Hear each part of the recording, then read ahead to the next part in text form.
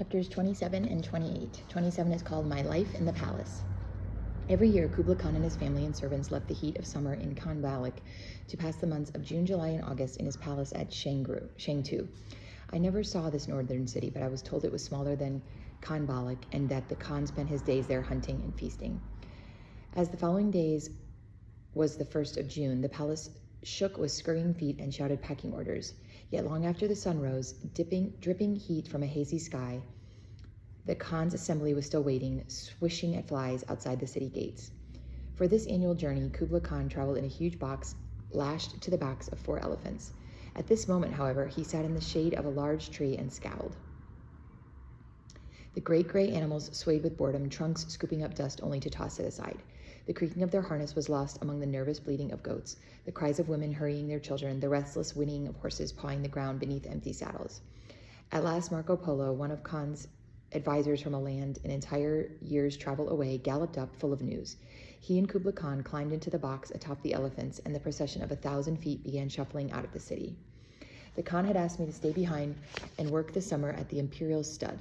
In our visit there the previous day, he had noted that the horses readily responded to my touch. So with the promise of a swift horse for a job well done, I began to service as an assistant, gentling the yearlings and saddling the 2-year-olds. Bayan needed a rest anyway, so I contentedly spent the warmest months in the company of my white mare and her new stablemates. I found my service continuing, however, when Kublai Khan and his family returned to Khan Balik in early September. Within the first few days of their homecoming, Chabi sent a servant to summon me to the palace. All the summer, it seemed, she had remembered that my hands were skilled at sewing, and now she spread garments before me and asked my thoughts. Chabi, I knew, was one of the Khan's wives, yet like him, she carried an active mind that pounced upon new ideas. For this reason, and also because of the tenderness he showed in her presence, I came to believe that she was his favorite. On the day that Chabi called me into the palace sewing room, she was designing a new style of dell that had no sleeves. So much easier for the archer to reach for his arrow, don't you agree? She said. Oh, she was always trying new ways. Together we designed various styles of head coverings, and we experimented with weaving rugs of everything from used bowstrings to dog hairs. When I wasn't with the horses then, I was sitting behind palace seamstresses, sharing stories and laughter.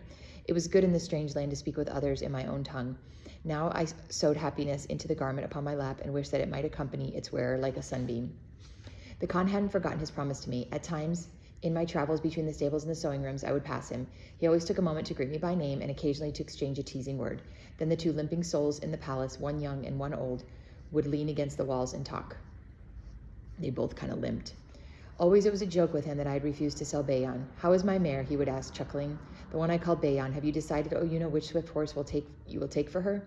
And always I would answer that I was trying out the chestnut or the bay, but I was not yet sure which one I would choose, and perhaps I would decide tomorrow. But tomorrow was a long time coming.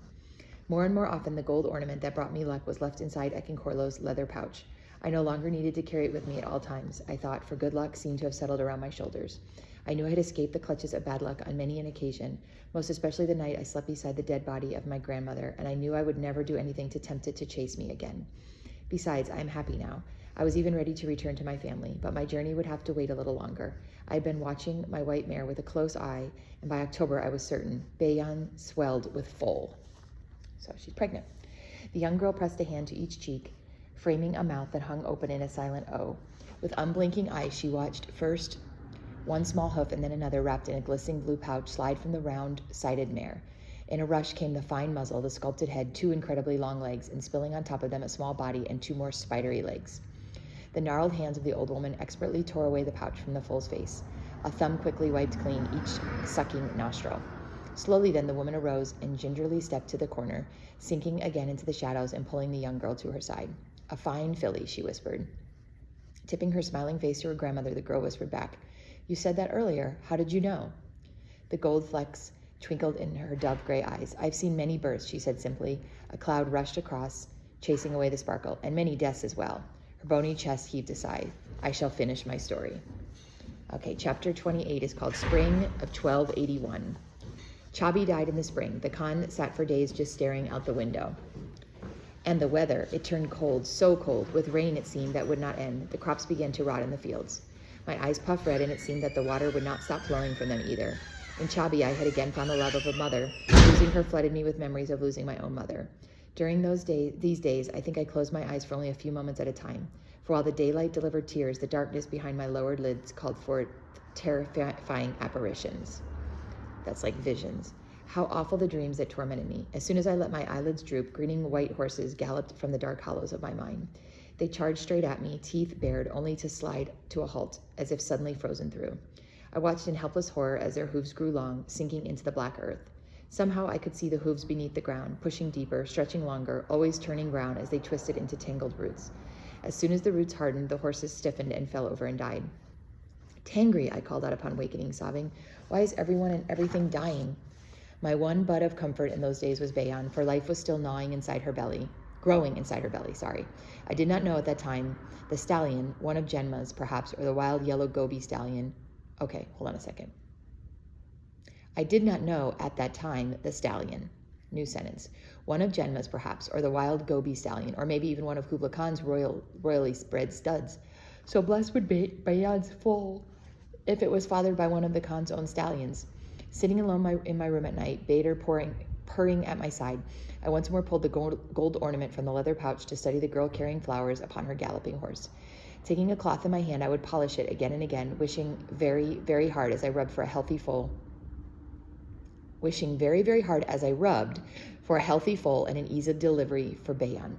But it seemed that Tangri had turned his back on Khan Balak, for bad luck continued to rain down upon us. Now word arrived at the palace that the Khan's white mares were sick, that some indeed had already died from a mysterious illness. Kubla Khan summoned his advisors but did not travel from the palace. I paled at the news, for Bayan grazed with these mares, and it had been 2 days since I had last checked on her when news of the sickness arrived at the palace. Scolding myself as the laziest of mare keepers, I hurriedly saddled a horse borrowed from the stable and rode out to the valleys. Rain had ceased for the moment. Weak sunshine was fighting to poke through blue-black clouds lumbering across the sky.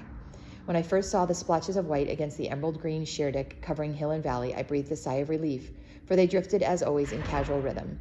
But as I rode closer, I noticed that some of the splotches weren't drifting. In fact, some appeared stuck into the grass as if it were mud. At the near edge of the valley, the long-robed shamans gathered around a particularly sick mare, pinching her skin and waving her hands about her. One of the wise men held a red clay bowl of burning incense below the mare's nostrils, while another one pried open her lip. He held a short knife in his left hand, and I looked away, knowing he was about to practice Genma's cleansing cure. I was riding past the backs of these men, searching the hills for Bayan, when my ears caught words that made me gasp. "Better to kill them all, now," one shaman was arguing in a booming voice. "No," retorted another, "only a few have died. We must find a cure for their sickness, for the sake of Khan." "It is because of the Khan that these mares are dying," the first shaman was shouting now. "Have your toes not turned moldy like the crops in all this rain? The gods are punishing the Khan because he has displeased them. He has not followed the daily purification rituals we have prescribed.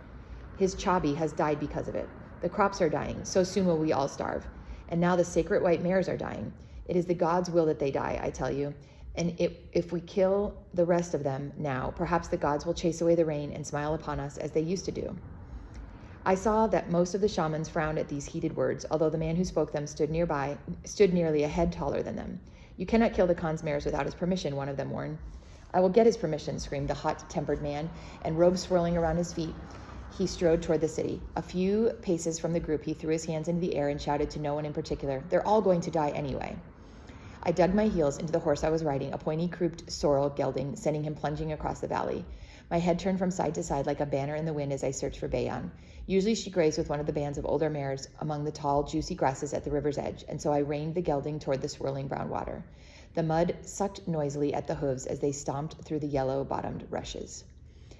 I had tied the jade pendant given to me by my mother around Bayan's neck so that I could more easily spot her among the white mares, and also so that if her foal's birth began when I wasn't nearby, it would slip more easily from her belly.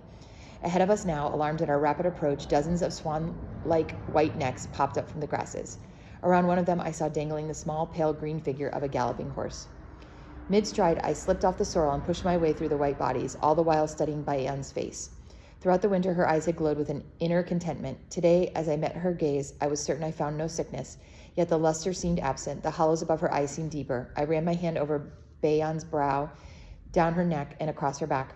There was no fever, no stiffness. As usual, she reached around to nuzzle my shoulder with her playful lips. I breathed a sigh of relief, yet sat with her all day that day, while she grazed, as we used to do upon the steps of my homeland, and I promised to sit with her every day until she delivered the foal, which by the swollen girth of her belly could be at any time. The following morning I huddled, waiting against the trunk of a large tree, but the rain still blew and spit into my face. Not only the chill breeze sent shivers along my spine, but the horrid sight of more mares stretched painfully still upon the hillsides, only their wind-whipped manes aflutter. Tears brimmed in my eyes as I watched frantic foals nudge the unfeeling sides of their dead dams, then wheel squealing to gallop in circles. And I watched the shamans, like the unstoppable rise of murky floodwaters, march across the valley, shoving incense into each mare's nostril, a knife into each mare's pale gum. They didn't reach Bayon and the band of older mares until the third day. I protested loudly, but what is the voice of a girl against the gathered wisdom of many lands? I could only turn my head against the cruel stabbing and try to hold back my vomit. When the shamans marched on, I tugged on Bayon's forelock to lead her to the river. Scooping the muddy water into my hands, I managed at least to wash the dripped blood from her neck and chest. The next morning, they're kind of like letting him bleed. They think that's going to make him not get sick. The next morning, when I rode off to sit with Bayon, she seemed to walk more stiffly than usual. My heart jumped into my throat. I tried to tell myself that these mornings were cold, that Bayon was just growing stiff with age. But all that day, she shrank back when I pulled her forelock, trying to coax her into moving around to warm her limbs. By afternoon, she was sick, just like the others, standing stiff-legged and miserable. Wringing my hands, I limped circles around her, begging her to tell me what was wrong, begging her to speak to me and let me know what I could do. Perhaps, I thought at last, even she didn't know. On the day that followed, I was standing in front of Bayon, cupping her muzzle in the warmth of my hands when I felt it press into them. Only the weight of a feather, yes, but it was movement. I searched her black eyes. The veil of pain that clouded them squeezed my heart. And then through the pain came that piercing look that went straight through me. Breathless, I waited for her to speak, but only a ringing emptiness filled my head. Tears filled my eyes. Then with an all-out effort, Bayon somehow managed to drag one sharp hoof across the muddy ground. The pale, bulbous ends of grasses, their fingery roots dangling like spider legs, lay upturned in the sunlight. Was she hungry? I wondered. Bayon had eaten the bulbs of plants when we crossed the Gobi, but then only in order to survive. Here she had plenty to eat. Bending to finger the exposed bulb and its roots, I remembered with a shudder the dreams I had been having about the stiff legs of horses turning into brown roots, the dreams I had been having ever since I passed the night in the mountain cave of Ekin-Corlo. And then two more images crowded into my mind. The first was a memory that, among the bags of herbs and powders I had buried with my grandmother, were a half-dozen large bags of brown roots. And second, that the drawing of the flower upon the cave's mud floor was not only of flower and stem, but also of root, a long one. Perhaps, I reasoned, the root in that drawing was more important than the flower. And, like beads upon a string, all the images fell into order. The root, the stiff horse, the peza, the plain message was that the roots in the bags were to be carried to the Khan for his sick horses. Had Ekin-Corlo, I wondered, foreseen the sickness that had befallen the Khan's horses? Had she been carrying the remedy here? Already I was turning from Bayon, climbing onto the stable horse, and galloping toward the Khan. And still I was thinking about the dreams I had been having, the grinning white horses in my dreams. I now realized, grimaced in pain, just like the stiff white mares. I shivered. Had my dreams also foretold the mare's sickness? Did that make me a shamaness? I shook the absurd idea from my head and went on thinking as the stable horse went on galloping. Galloping, I thought with sudden alarm, galloping just like the girl in the gold ornament, carrying flowers in her hand. Flowers with roots, I was willing to wager. Another chill skipped up my spine. Had I, O Yuna, been chosen all along to deliver the healing roots to the Khan to save his horses? The gold ornament had always brought me luck. Perhaps it was meant to bring luck to the white mares, and Bayon as well. Luck. I reined the horse to a walk while I thought about the troublesome matter. How was I to know I was right? How was I to know if this was what the gods wanted? At least one of Kublai Khan's wisest men seemed certain that the gods wanted the horses to die. Who was I, a mere girl, to say otherwise? All my life, I thought I had been ignoring the well-marked signs of bad luck and rushing headlong into danger. Images charged through my mind, a killing bolt of lightning, a snaring doll, a knife plucked from the fire, Ekin-Corlo's bony hand stretching toward me. I shook my head. Somehow I had lived, but my mother was dead. Ekin-Corlo too. How could I even think of pitting my own desires against the wishes of the gods? Oh, how was I to know what to do? And then I found myself doing something that afternoon that widened not only my eyes, but the eyes of others. Riding directly to the shamans' smoky pavilions within the city walls, knowing full well that they would all be with the Khan's mares, I asked one of their servants for freshly cleaned sheep shoulder blades. I boldly lied, saying that the Khan wished me to have them, and so of course I was handed a set from a large basket brimming with blood-stained bones. Then I rode back outside the city gates and down to a secluded spot beside the river. I gathered wood and built a fire and placed the shoulder blades within the flames. And then, limping, I paced the riverbank, back and forth, thinking all the time, should I travel this journey or not? Should I travel this journey or not? I watched the flames lap at the bones. Through their translucent lips, I saw the heat-hardened cracks drawing me an answer. At last the flames died down, and holding my breath, I dragged the bones from the fire with a stick. I pushed and poked the hot blades, turning them over several times until in the fading light I spotted the lines foretelling journeys. Squatting upon the ground, my heart pounding, I studied them. They started thick, traveled no more than a finger's width, and stopped. The answer was plain. There would be no journey. Rocking back upon my heels, I blew a quick sigh of relief. Then I rose, kicked the warm bones with my foot, and sent them tumbling down the riverbank and into the river, where they sank from sight. As if a great weight had been lifted from my shoulders, I galloped back toward Khan's white mares. Perhaps Bayan was doing better. So I think she was thinking she might have to go back to Ekinkorlo's grave to get the herbs that she left there with her. But the sheep blades told her not to go. As if a great weight had been lifted from my shoulders, I galloped back toward the Khan's white mares. Perhaps Bayan was doing better, but the cold reality was that she was stuck to the same spot where I had left her. Dismounting and rushing to her side, I found her body cool to my touch. She couldn't paw the ground. She couldn't nuzzle me. I felt her drawing away from me, dying. I threw my arms around her hardened neck and sobbed. Piercing my own noise-making, the words silently etched themselves upon my brain. Help us. Looking into Bayan's eyes, I knew I had found my answer. I had my true answer. Lurching wildly upon my twisted foot, I ran back to the stable horse, climbed into the saddle once more, and galloped through the dusk to the palace. I knew that this time of day, Kublai Khan would be meeting with his advisors to plan the following month's ceremonies. No guard could stop me as I rushed through the palace and into the great hall. I know the cure for the mares, I called. Faces from all lands turned toward me in a mix of astonishment and scorn. Only Kublai Khan, with one hand raised to quiet the room, listened. What is the cure, O Yuna? He asked, as solemnly as if I were one of his respected advisors. Well, I stammered, I don't actually know what it is called, but I know where to find it. The room's men jumped upon my hesitation. How dare you claim a cure and you cannot name it? One said, and what is your training that you can say this to the Khan? But another muttered, I told you she knows more than she is telling. Finally, the Khan raised his hand again, and immediately silence lay over the room. What makes you say this, child? His voice was sad, but I saw in his eyes the spark of hope. I dared not fail him.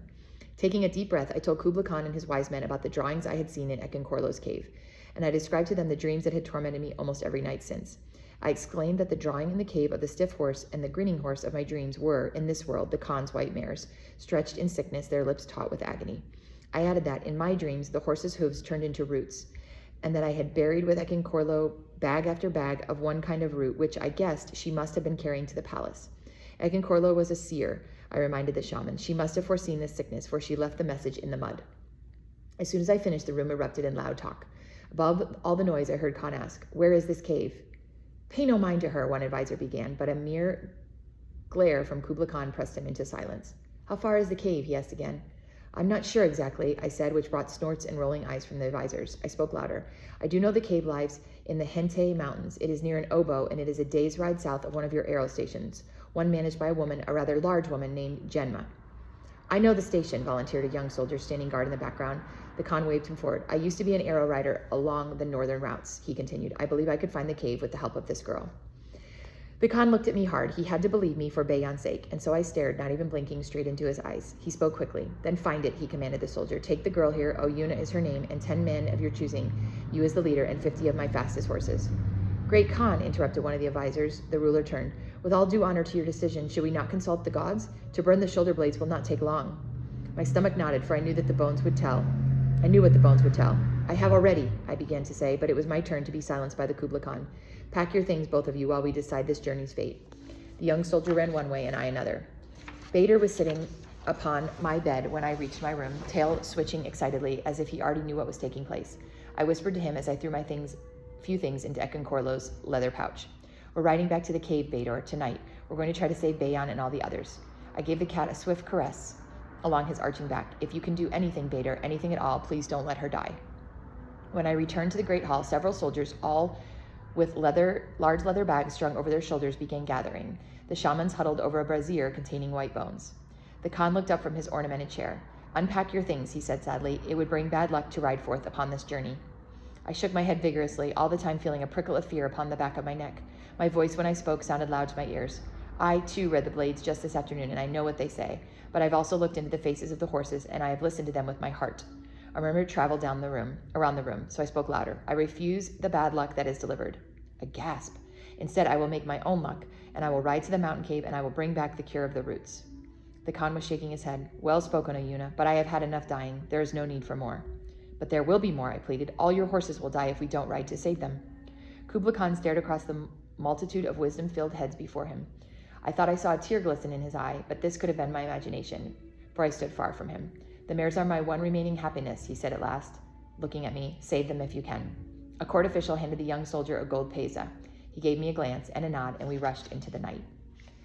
A hint of the coming dawn tinged the stable's moat-filled air. The spindly-legged white filly sucked noisily at her mother's swollen teats, stopping occasionally to stare, milk dribbling down her chin, at the two strange creatures whispering in the corner. And did you find the cave again? The young girl asked eagerly. Yes, replied the grandmother. We rode all day and all night, changing our horses at the arrow stations and bandaging our sores with strips of cloth, then bandaging our bandages. In 5 days we passed over the ground it had taken Bayan, Bater, and me nearly a moon to cover. As if our travel was directed by eyes in the heavens, our journey ran straight and true. On the 6th day we climbed into the mountains and right into the meadow with the oboe. So exhausted were we, dizzy even, yet so happy. Together we bowed 9 times and circled the oboe, all the while thanking the mountain spirit for leading us there. In a few more panting breaths, we were at the cave. All of the Khan soldiers stood away from the cave's mouth, muttering nervously among themselves, for they knew a dead body laid inside. All of the soldiers, that is, except the young guard named Adja, the one who had led us there. He marched confidently at my side as I entered the cave shadows to point to Ekinkorlo's drawings, now almost obscured by animal tracks. Already I liked this young man. The woman smiled shyly and squeezed the girl's arm. We called to the other soldiers then, and working side by side on our knees, tore away the rocks and branches I had piled at the small back of the cave, and at last before me again was my own grandmother. The men hid their faces from the sight of the dead, but to me she looked peaceful, the smile upon her waxen face content. I pointed to the large bags containing the brown roots, and each soldier dragged one outside. Left alone with my grandmother, I whispered to her. I listened with my heart, I said, and I pulled my own luck from the air.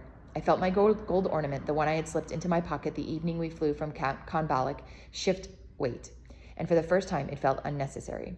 The soldiers were returning to help me rebuild the burial wall, but I knew my task was not yet finished. Mirroring Ekinkorlo's contented smile, I lifted the gold ornament and tucked it into my grandmother's pocket. I no longer need this, I said, patting her worn dell. May its luck be yours. With nimble hands, we piled the stones back upon the grave, climbed into our saddles, and raced down the mountain. When the woman paused, as if her story was finished, the young girl looked up. Breathless questions tumbled one over another. Did the roots work? Did you return in time to save the horses? Did you save Bayan? The old woman bit her lip, grateful that the still dusky stable hid her glistening eyes. In a voice suddenly grown tired, she labored on. And that is the end of chapter 27 and 28. We have 2 more chapters, 29 and 30.